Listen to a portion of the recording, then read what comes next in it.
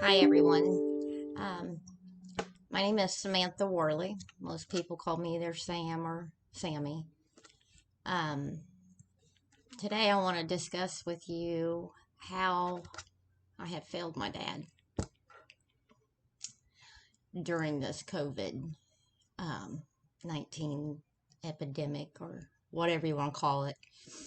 I have. I failed him. Back in March, my father became very ill and had pneumonia. I called my sisters and they came up from Florida and Indiana, down from Indiana, pretty much sure that we were going to have to say goodbye to him. And he was put on a ventilator. He did not have COVID at that time. The doctor pretty much told me, since I'm the power of attorney, I had to make the decisions. Of course, I talked with my sisters, Tria and Laura, about it. But he had told us that if we didn't put him on a ventilator, he would definitely die. That was hard. A hard decision to make. I guess I need to back up a little bit and explain that my daddy has Parkinson's disease and he also has dementia. I'm very thankful that he still recognizes me as, and my sisters as his daughters. He doesn't always remember our names. He thinks he was in the CIA, whatever makes him happy. But anyway, we all made the choice to go ahead and try to save our dad. I think anybody would want to do that.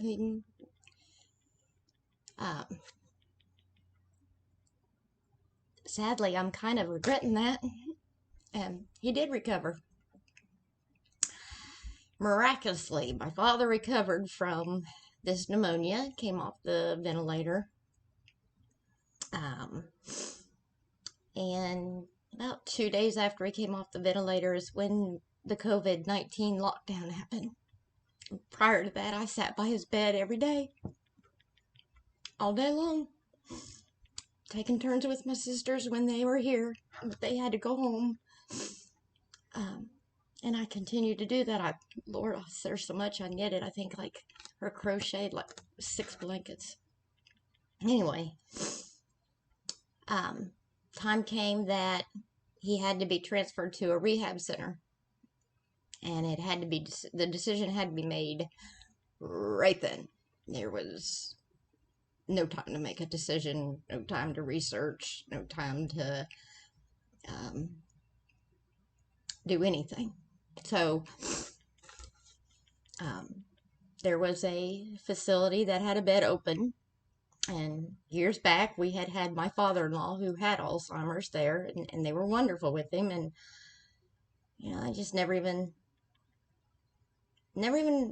second guessed it. I immediately said sure. They were wonderful with Sean's dad, so why not? Big mistake. I'm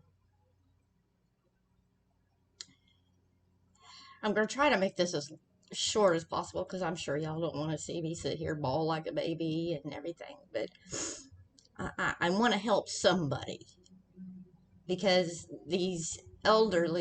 our elders don't have a voice, especially those with dementia and Parkinson's. It took me several days to even get somebody to call me to give me a care plan on my father. Of course, we're locked down, so you can't go in, check on him. I had to literally threaten to pull him out. Another mistake. I should have done it. I had found another facility that had a bed, and I should have moved him. But they promised me that they would give me updates. They would let me know how he was doing, medically and physically. That never happened. On that first time I had that care plan meeting, I explained to them my father was also a diabetic, borderline diabetic, that his sugar needed to be checked. Several months later, I'm going to tell you that he was checked once that I know of on April 11th. And they're saying that they were never told, that they were not on the hospital notes. Okay, so my question is why didn't they call his primary caregiver and get his medical records? They didn't. How do I know? Because I called his primary caregiver, and they never requested them. So they're just going by what the hospital sent them. Oh, 2 little sheets of some information about what my dad went through while he was in the hospital. I had an appointment for my dad at the urologist. The nursing home said that I could not go, but you cannot send a dementia patient and a Parkinson's patient to a doctor's office. They don't know, they don't understand, they can't answer questions. They don't have a voice. They are in a different world. But thankfully, the doctor's office allowed me to come in. So I masked up and gloved up, and I went. And during that time is when we found out that my dad's got bladder cancer. We don't know how bad, because he also has a kidney stone that is completely blocking him, except for a little bit. But the worst part of that, and that's pretty sad, this is the worst part, okay? This makes me so angry. On that visit, it wasn't the fact that my dad has cancer. It doesn't, on top of his other issues, it wasn't the fact that he's got a kidney stone that is blocking so badly that the doctor and the nurse gasped. Okay? That wasn't the worst part. No. The worst part is that I found out my father is now in pull-ups, I guess is what they call. So, and it stunk so bad. And I had to put that back on him, because why? He didn't have any underwear on. Yay! I had to put that dirty diaper right back on him so that he could go back. My father has not been groomed. Nails not cut. He looked like a mountain man. I have begged, I have pleaded, I have screamed, I have cried, I have done everything in my power. And all I got was promises. Promises. Found a place that would take him back. I was so excited to get that man out of there. Because every time I go and visit him, he was in somebody else's clothes. And I've taken a lot of clothes. Probably 3 trips full of suitcases and a whole laundry basket full of clothes with his name embroidered, and or not embroidered, but ironed on across his chest, down his legs of his pants, everything. Because the first load that I took, those weren't good enough. He couldn't do his physical therapy really well with the clothes that your father has. So I went and bought some. And they say they don't have any. That he only has one outfit, and rest have been donated to him because I've never brought him clothes. They've lost a cell phone, so I can't talk to him. Every time I do a window visit, you can't hear. I had one nurse make sure the window was locked. Like I'm some criminal, or like my dad is like a criminal. For 2 weeks, I have been begging for his medical records. I have sent everything in. I hand wrote a note. I filled out their form. And guess what they sent me? Everything dealing with his physical therapy, occupational therapy, all that. Nothing about the nurse's notes. Nothing about his behavior.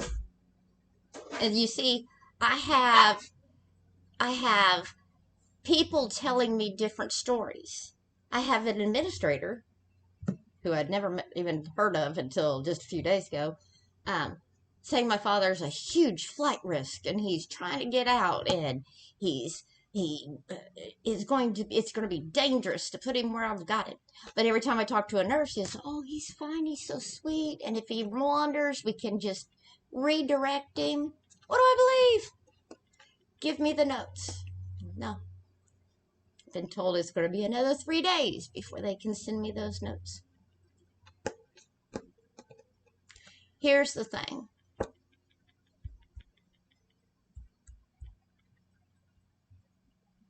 This whole thing has made me regret trying to save my dad with that ventilator.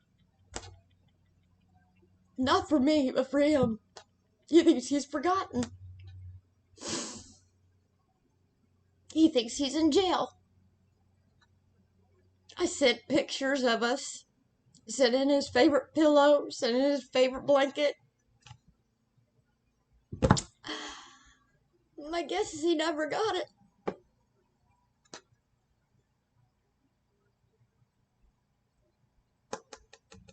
So, the moral of the story is this, okay? We need to have a voice for our elders. Hospice, my dad is now on hospice. They can't even go into the facility at all. Nobody can. I have called state. I have talked to a lawyer. I have called and reported everything. And I'm the bad guy. I'm the bad guy.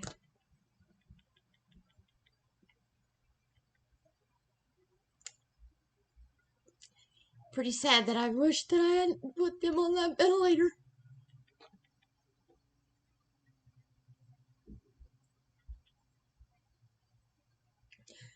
It's pretty sad that I regret saving my dad's life.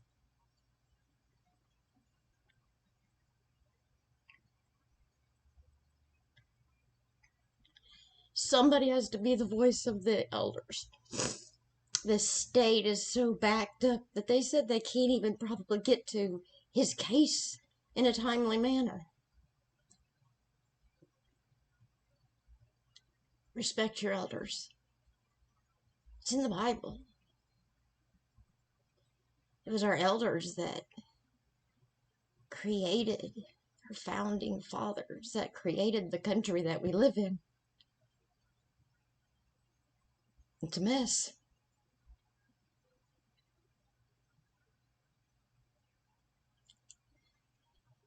And I feel guilty for it. Because the decision was mine. We have to stand up to these people. There are good nursing homes out there. There's some really good nursing homes out there. I've seen it.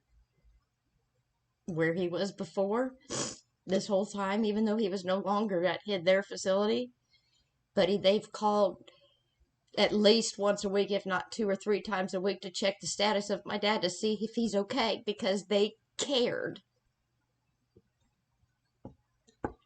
And I can't get anybody to answer my questions over there. Where is that? My father did come down with COVID. That's what's kind of delayed moving him. I have had to stop working because as soon as he gets that second negative, I'm gone. He's getting in my car. I'm taking him to where he needs to be. And I have to stay with him. It's my responsibility.